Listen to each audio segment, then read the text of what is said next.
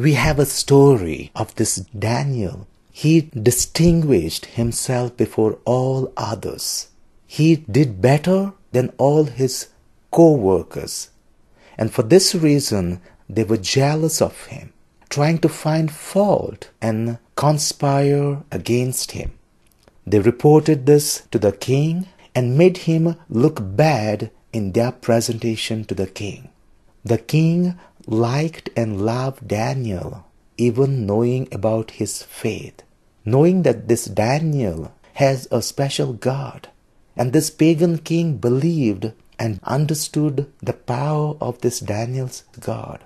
The king tried all the means possible to avoid sentencing Daniel or to rescue and save him.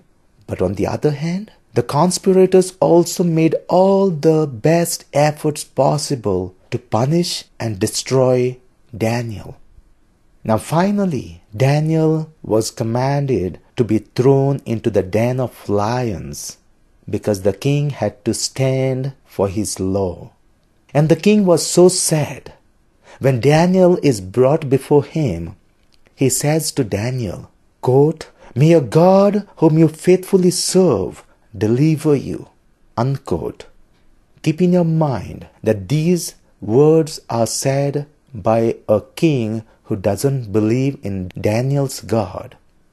And again it is said, quote, "Then the king went to his palace and spent the whole night fasting, and no food was brought to him, and sleep fled from him," unquote.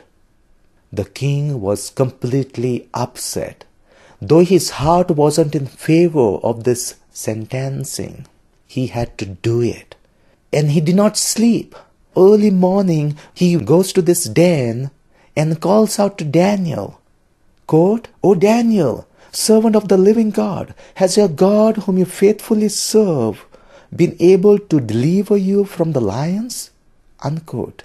He shouts and calls out to Daniel as if Daniel was kept there in a secured place with the security of the soldiers. And know what? Daniel responds, "My God sent his angel and shut the lion's mouth so that they would not hurt me," unquote. He goes on to say that he did not do anything wrong to anybody, neither to the king. Now Daniel is being commanded to be taken out of this den of lions, and that all those who had accused Daniel and conspired against him be brought and thrown into the den of lions, together with their children and with their wives. And it is said, quote, "Before they reached the bottom of the den, the lions overpowered them and broke all their bones in pieces," unquote. The same lions, but acting differently at this moment with the command and direction of the living God.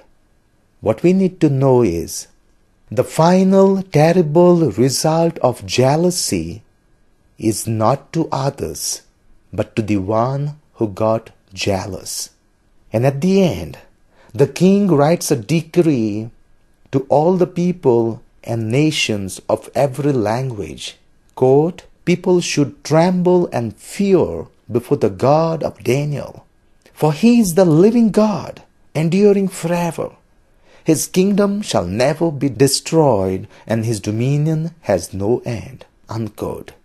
Can you believe that these words are coming from a pagan king? Look ahead. We will have special exploration on this special story as we prepare ourselves for this upcoming Christmas. Or some of us in a secular world may call it holidays.